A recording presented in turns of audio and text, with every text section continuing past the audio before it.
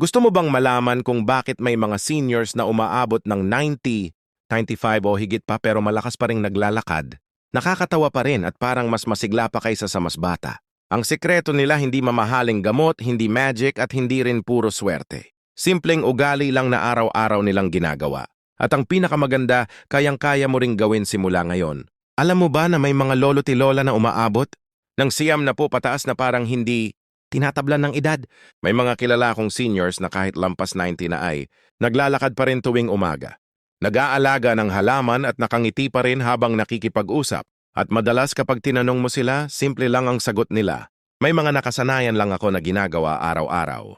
Kung iisipin, napaka-basic, pero doon mismo nakatago ang sikreto ng kanilang mahabang buhay. Kaya sa video na ito, ibabahagi ko ang mga nakakagulat na sikreto ng matatanda na nakarating sa edad na 90 at higit pa. At hindi ito kwentong tsamba lang.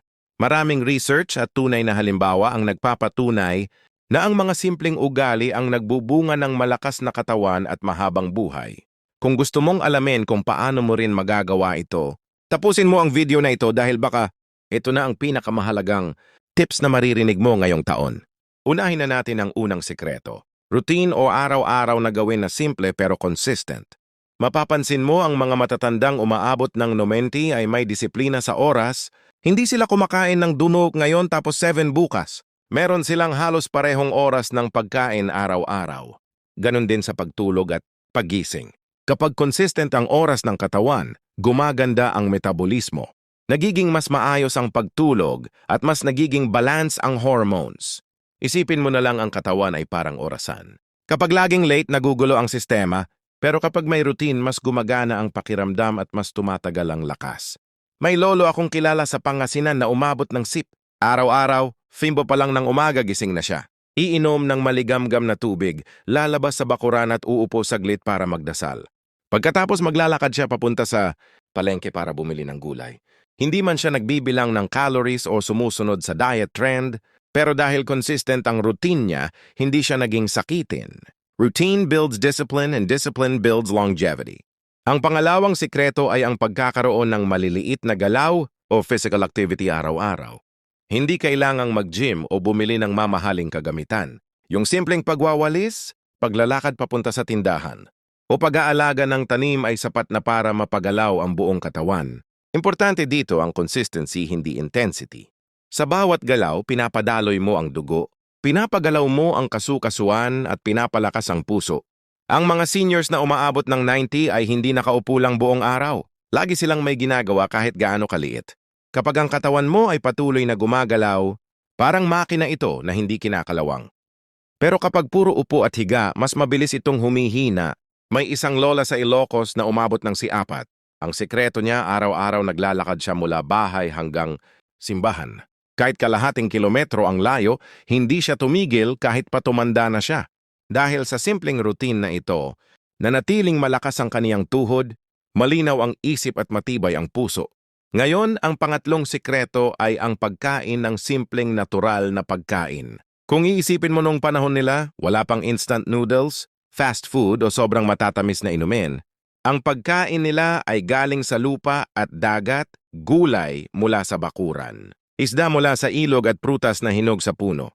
Hindi komplikado, hindi processed. At ito ang dahilan kung bakit mas malakas ang resistensya nila at mas bihira silang nagkakasakit ng chronic diseases.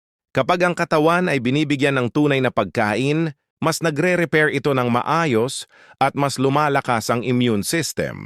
Isipin mo ang pagkakaiba. Isang senior na araw-araw kumakain ng instant food at soft drinks kumpara sa isang senior na araw-araw kumakain ng malunggay, saging at isda. Sino ang mas malamang na umabot ng 90? Ang sagot ay malinaw. Ang simpleng pagkain ang nagbibigay ng totoong lakas. Kaya kung gusto mong gayahin ang sikreto ng mga seniors na ito, magsimula sa maliliit na pagbabago. Gumawa ng routine. Magdagdag ng simpleng galaw sa araw-araw. At piliin ang natural na pagkain kaysa sa processed. Hindi kailangang perpekto agad. Ang importante ay magsimula. Tandaan ang maliliit na hakbang araw-araw ang nagbubunga ng malaking pagbabago sa loob ng maraming taon. At ito ang unang bahagi ng 5 sikreto. Sa susunod na parte ng video na ito, ibabahagi ko ang mas malalim na sikreto na hindi lang tungkol sa katawan kundi pati na rin sa isipan at damdamin. Dahil ang totoong mahabang buhay ay hindi lang tungkol sa malusog na katawan kundi pati sa payapang isip at masayang puso. Kaya siguraduhin mong manatili ka dahil doon lalo mong maiintindihan kung bakit may mga seniors na mas masigla pa kaysa sa mas bata. Kung nandito ka pa hanggang ngayon, ibig sabihin seryoso kang gustong humaba ang buhay mo. Kaya i-comment mo sa baba ang 3 salitang ito. Simple Healthy Life para alam kong kasama ka pa rin hanggang dulo ng part na ito. Sa unang bahagi, napag-usapan natin ang 3 unang sikreto ng mga seniors na umaabot ng 90 pataas. Ang pagkakaroon ng routine, ang pagiging aktibo sa araw-araw kahit sa maliliit na galaw at ang pagkain ng natural na pagkain. Ngayon, mas palalalimin natin ito dahil kung ang katawan ay may sikreto, ang isipan at puso ng tao ay may mas malaking papel pa sa kung paano natin naaabot ang mahabang buhay na puno ng sigla. Alam mo ba na maraming pag-aaral ang nagsasabi na ang paraan ng pag-iisip ng isang tao ay direktang nakakaapekto sa kanyang kalusugan at haba ng buhay? Oo, totoo ito.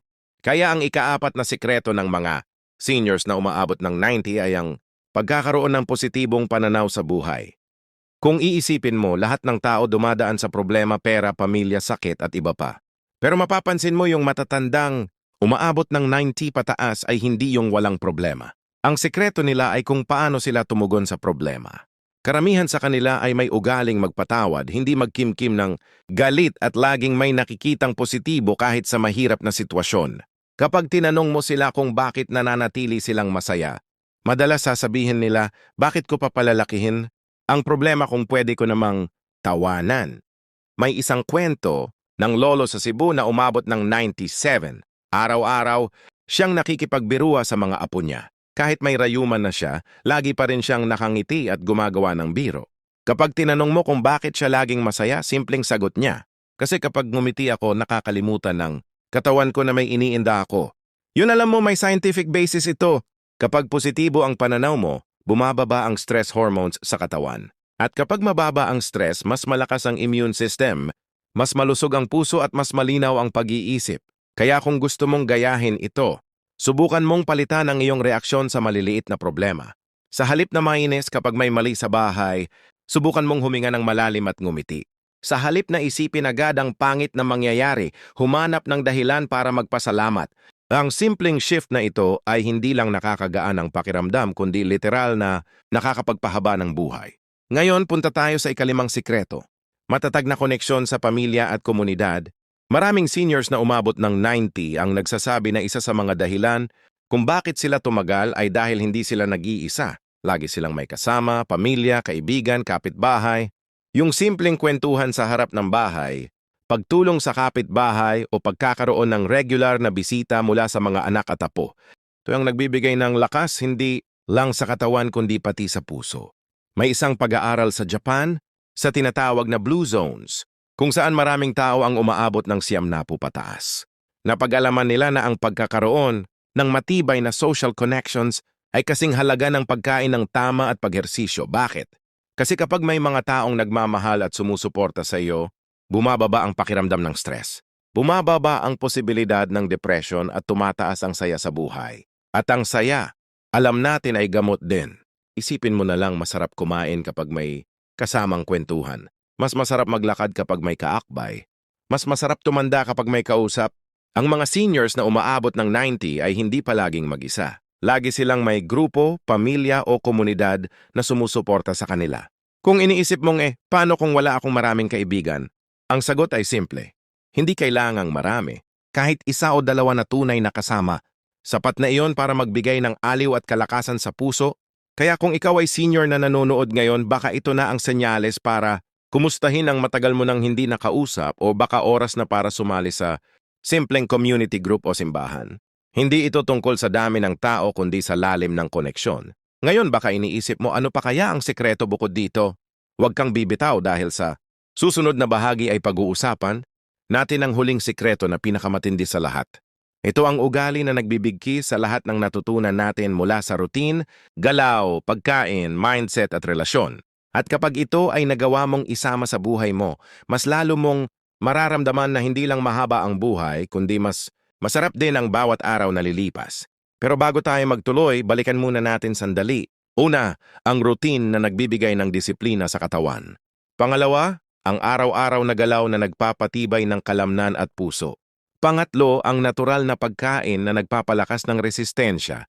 Pang-apat, ang positibong pananaw na nagpapababa ng stress at panglima, ang matibay na relasyon sa pamilya at komunidad. Kung mapapansin mo, lahat ng ito ay hindi komplikado. Wala kang kailangang bilhin na mahal. Wala kang kailangang gawin na imposible. Ang lahat ay simpleng ugali na pwedeng simulan kahit anong edad. Kaya ang tanong, handa ka bang isabuhay ang mga ito? Handa ka bang magsimula ng bagong routine, ng mas masayang pananaw at ng mas malalim na relasyon? Dahil kung oo, baka ikaw na ang susunod na senyor na magsasabing, "Siyam na put na ako pero malakas pa rin." At para tulungan kang manatiling kasama ko sa buong video, gusto kong iwanan sa iyo ang isang maliit na hamon. Kung nakarating ka hanggang dito, i-comment mo sa baba ang tatlong salitang ito: Mindset, Family, Health.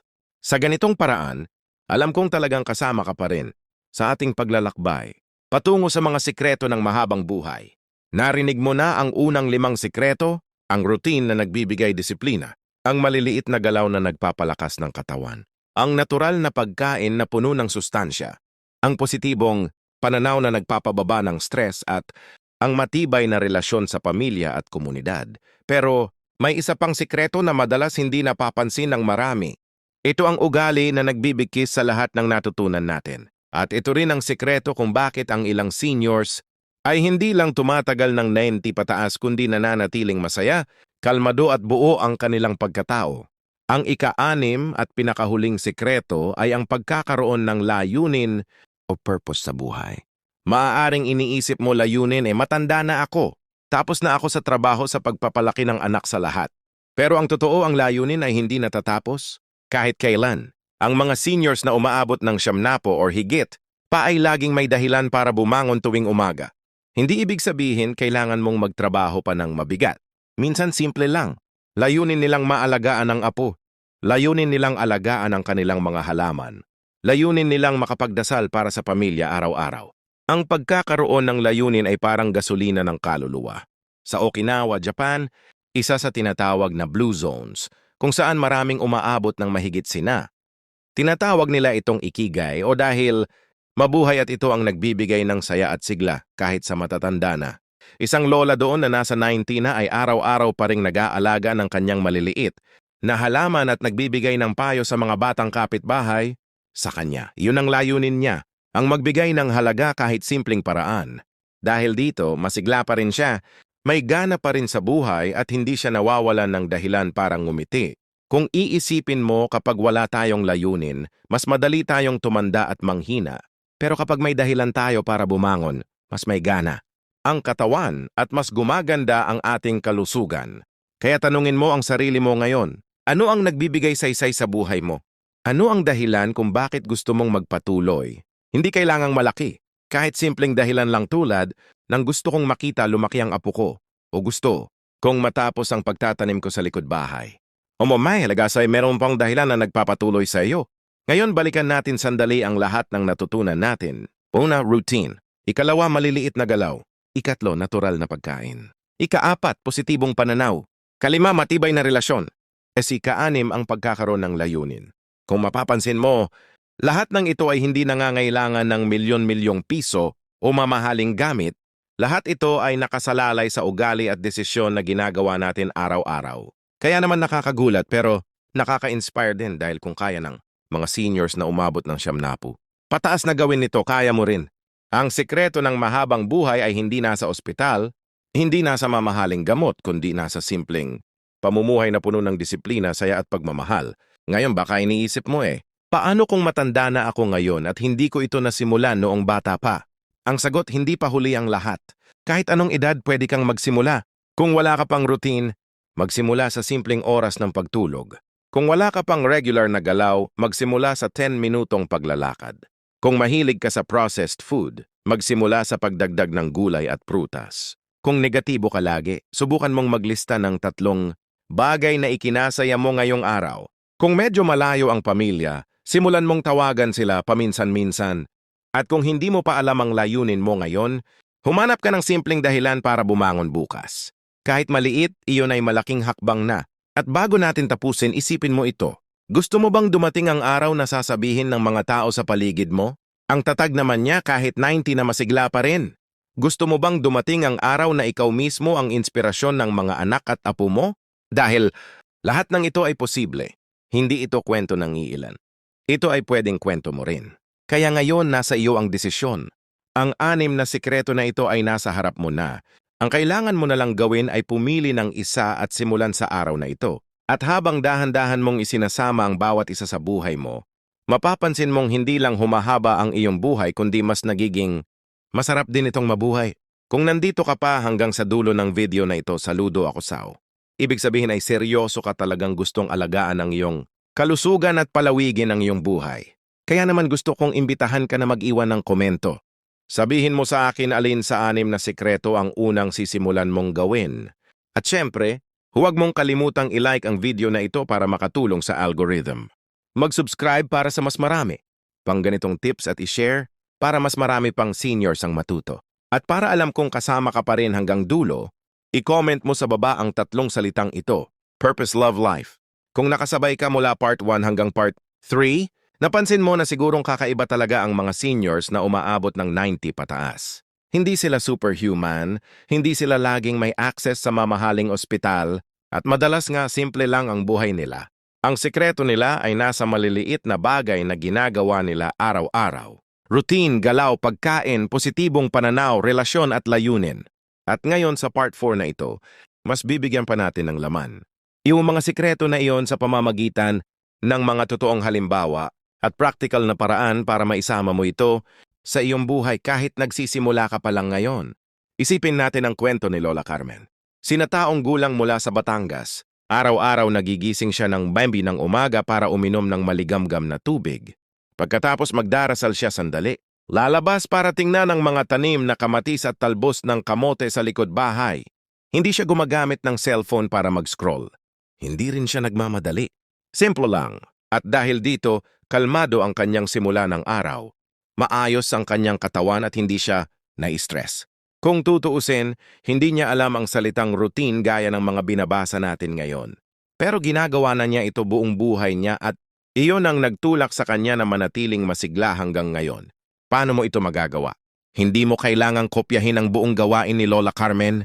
Pwede kang magsimula sa isa lang tulad ng pagtakda ng oras ng pagtulog at paggising. Kapag consistent ka sa oras ng tulog, napapahinga ng maayos ang iyong katawan.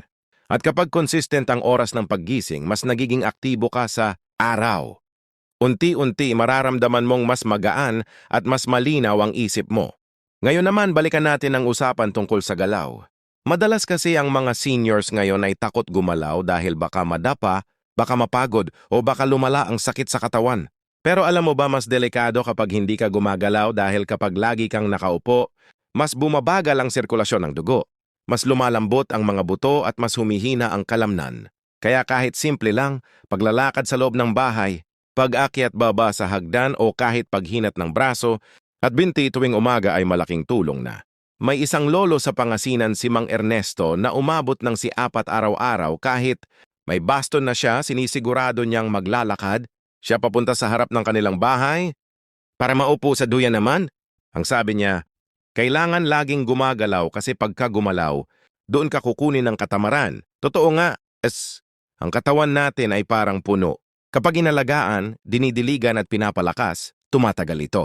Pero kapag pinabayaan, natutuyo at bumabagsak. Ngayon, pag-usapan natin ang pagkain. Sa panahon ngayon, maraming seniors ang nahihirapan dahil ang nakasanayan na nilang simpleng pagkain noon ay napapalitan na ng instant at processed food.